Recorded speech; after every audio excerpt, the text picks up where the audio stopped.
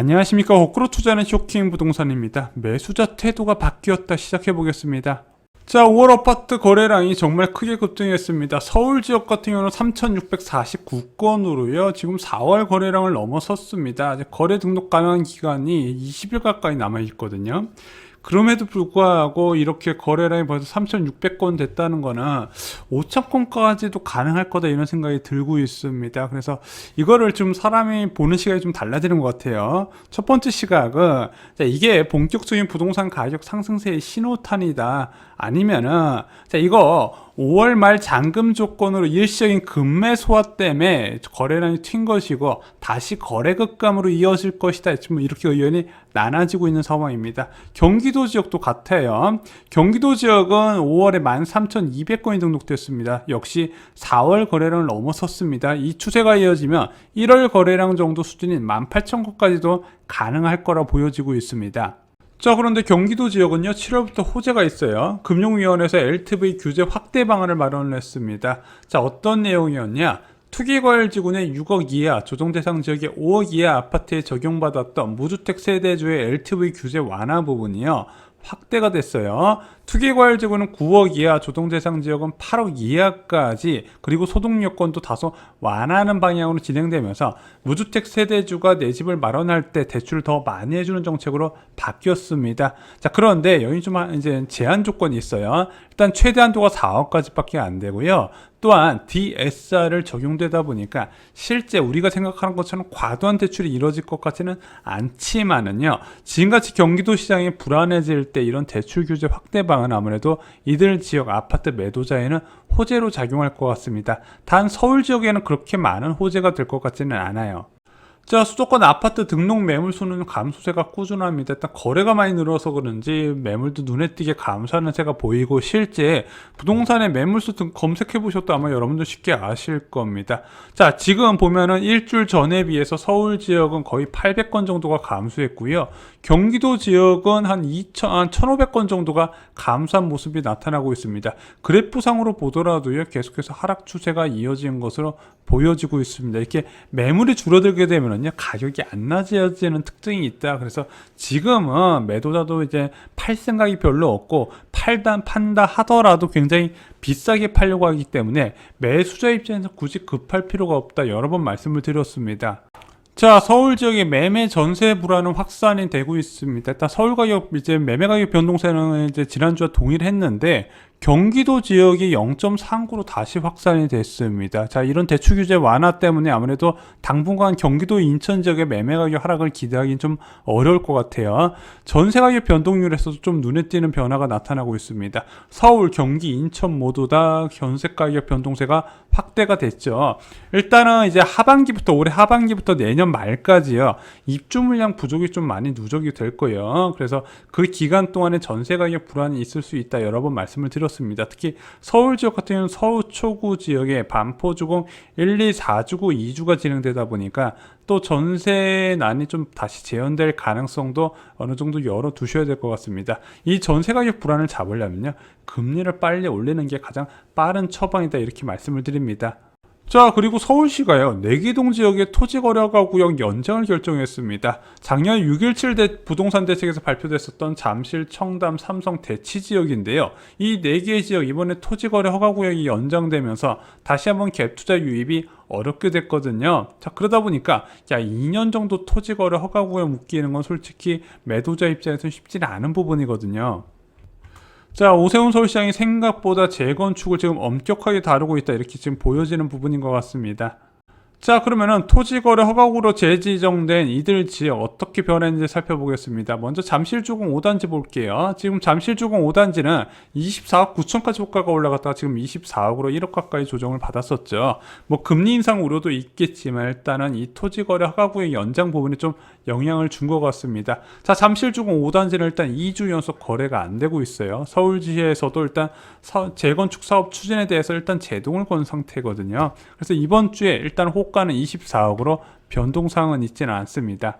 자, 음마아파트도 살펴보겠습니다. 음마아파트는 지난주에 21억 9천이었거든요. 잠실조공 5단지 조정받을 때 뭐 그렇게 큰 변화는 없었는데 이번 주에 1,000만 원 좀 추가 하락한 모습이 나오고 있습니다. 특히 조금 21억 8천에 맞춰져 있는 매물이 계속 늘어나는 모습이 보이기 때문에 추가적인 하락 가능성도 있다 말씀을 드립니다. 이 음마아파트 역시도 2주 연속 거래는 붙지 않고 있습니다. 자, 아무래도 이 재건축 아파트는요, 이런 토지거래 허가구역에서도 영향을 받긴 하겠지만 더 중요한 거는 금리적인 부분이다. 왜? 지금 음마아파트나 잠실주공 5단지 사도 언제 신축받을 줄 아냐? 뭐 5년이 뭐예요? 7년, 10년 가까이 봐야 되는 부분이기 때문에 그 사이에 기대 수익률이 만약에 무위험 수익률인 예금 수익이 올라가게 된다면 당연히 재건축의 매력도는 떨어질 수밖에 없거든요. 그러다 보니까 이 재건축의 타격은 좀 저는 앞으로도 이제 더 강해질 수 있다 이렇게 보여지고 있습니다.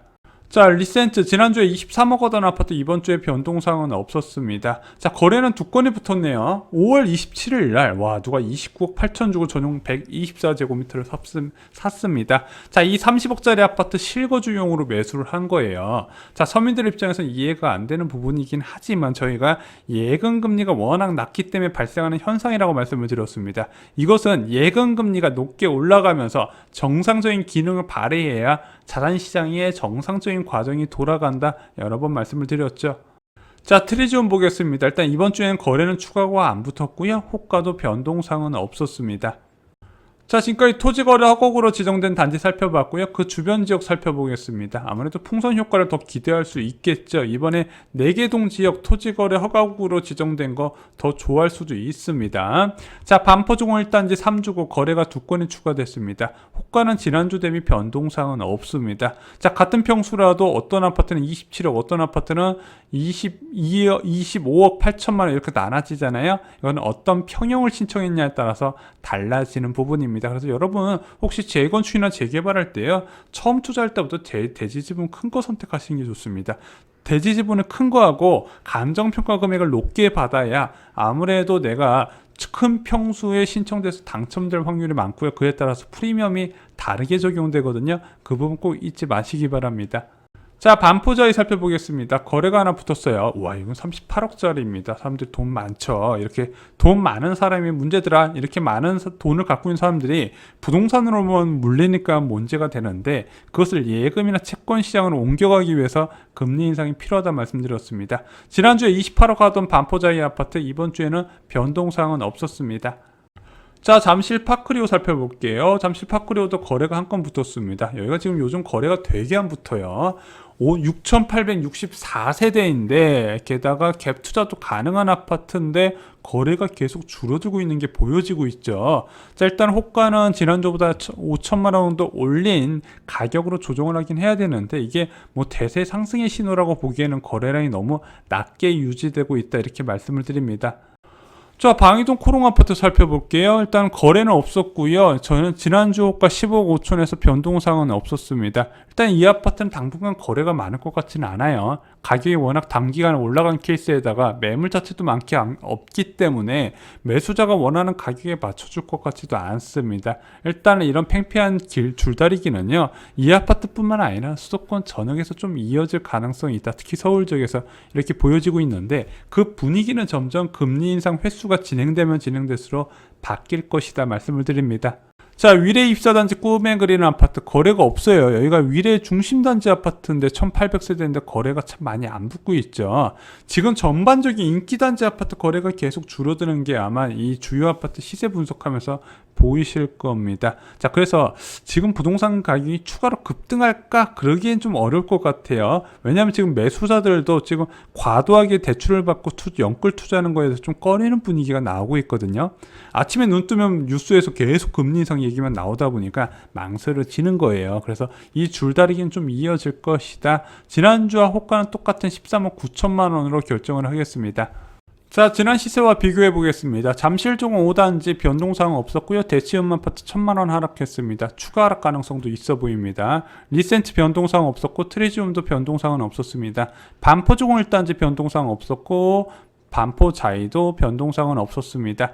파크리오는 5천만 원 호가 정도는 올라갔는데 지금 거래도 많이 부족하고 다른 아파트, 다른 대단지 아파트와 비슷하게 분위기가 그렇게 뜨거울 정도의 분위기가 나타나고 있지는 않습니다. 여전히 매도자는 높은 가격 아니면 안 판다는 생각하고 있긴 한데 매수자도 지금 만만치는 않은 것 같아요. 자, 방이동 코롱 아파트 변동사항 없었고 위례 입사 단지도 변동사항 없었습니다. 이 두 개 아파트 단지 역시도 거래가 안 붙고 있었죠.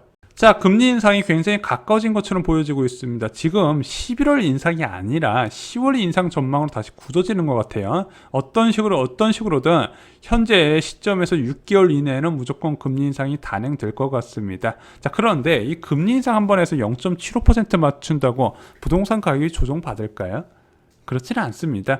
금리 인상의 연속성이 중요하다 말씀드렸어요. 이번 금리 인상하고 나서 얼마나 짧은 시간 내에 추가 인상하는지를 봐야 되는데 제가 볼 때는 그 추가 인상도 굉장히 빨라질 것 같습니다. 왜? 한국은행에서 금리 정상화라는 표현을 했어요. 긴축이라고 표현을 안 하고 정상화라고 표현됐습니다. 그러면은 현재 경제 조건만 맞춰지면은 그냥 계속해서 올려나간다는 얘기다 이렇게 받아들이셔야 되거든요. 그런데 1.25% 금리가 된다 하더라도 부동산 가격에 의미 있는 하락은 좀 쉽게 기대하기는 어려울 것 같습니다. 그래서 금리 인상은 어떤 관점에서 보셔야 되냐? 서울 지역에 대규모 입주가 예정되어 있는 2023년 하반기에 금리와 공급적인 요소를 동시에 작용하여야 부동산이 의미 있는 하락을 하기 때문에 이때까지 몇 차례 금리 인상을 하는지를 유의 깊게 보시는 게 좋을 것 같습니다. 물론 그 전에도요, 금리를 지속적으로 올려나가게 되면 재건축 중심으로 가격 조정세는 나타나게 될 겁니다. 예금 금리가 빨리 올라야 돼요. 자, 부동산은 통계 요약 살펴보겠습니다. 일단은 서울 지역은 전주와 변동사항 없는 거 말씀드렸는데 경기도 지역 상승세가 확대되면서 수도권 지역이 0.31로 다시 확대가 됐습니다. 전세 가격도요, 수도권 지역에서 급격히 올라가는 모습이 나타나고 있어요. 자, 매매 가격 변동률 강남과 강북 별 차이는 나타나고 있지 않고요. 와, 경기 인천 많이 오르고 있죠. 자, 여기에 대출 규제 완화라니까 좀 경기도 지역은 저는 좀 시장에서 영향을 받을 거라고 보는데, 그렇다고 여러분 절대 경기도 외곽 지역에 아파트 사시면 안 된다 여러 번 말씀드렸어요. 뭐 3기 신도시도 3기 신도시지만 외곽 지역은 공급이 열려 있어요. 외곽 지역의 아파트를 고밀로 개발할 수 없다 보니까 이 공급이 안 된 토지가 많이 있는데, 이런 식으로 외곽 지역의 수요가 많으면서 가격이 올라가게 되면 공급이 그 가격 상승세를 억누르게 된다는 거 잊지 마시기 바랍니다. 자, 6월 7일 기준 한국 부동산원 통계 살펴보겠습니다. 일단은 재건축 단지부터 볼게요. 노원구 지역이 0.22에서 0.20으로 상승폭을 소폭 줄였고요. 마포 지역은 변동사항은 없었네요. 자, 양천구도 변동사항 없었고요. 그리고 영등포구는 상승폭이 0.1로 조금 더 올라갔습니다. 서초 지역은 변동사항 없었고 강남도 변동사항 없었고요. 송파 지역은 조금 줄어들었습니다. 자, 하지만 지금 5월에 반짝 늘어난 거래량이 6월에 어떻게 될까? 그 부분도 봐야 될 것 같거든요. 그래서 아직까지는 이게 급등의 시작이다. 제가 좀 말씀을 드리기는 어려울 것 같습니다. 자, 시장이 지금 굉장히 긴장하고 있는 상황인 것 같아요. 팽팽한 줄다리기가 이어지고 있다. 좀 잘못된 신호를 여당에서 안 줬으면 좋겠습니다. 자, 경기도 주요 지역 살펴보겠습니다. 경기도 주요 지역은요, 작년부터죠. 계속해서 경기 외곽 지역이 서울 인접한 경기 인기 지역 상승세를 뛰어넘는 흐름이 나타나고 있습니다. 그러다 보니까 경기도 지역에서 신축 아파트나 이름만 붙였으면 무조건 8억, 9억은 기본인 상황이에요. 좀 우리가 들어본 신도시다. 10억은 우스운 상황이 돼버렸습니다. 그래서 지금 경기도 지역도 그냥 순수한 내 집 마련 목적이면 사라 이 말이 안 떨어지고 있어요. 결국에는 이 경기도 지역도 3기 신도시가 공급되게 되면 분명히 영향을 받겠지만 그때까지 기다리기 너무 힘들잖아요. 결국에는 2023년 하반기에 공급이 크게 증가하고 금리 인상이 동시에 변경되면은 서울 지역부터 크게 조정을 받을 겁니다. 그때 경기도 지역도 같이 영향을 받을 거예요. 그래서 지금은 전 개인적으로 기다리시는 게 더 좋지 않냐, 좀 반복적으로 말씀을 드립니다. 이상으로 쇼킹부동산 마칩니다. 좋아요, 구독, 공유 꼭 부탁드립니다. 감사합니다.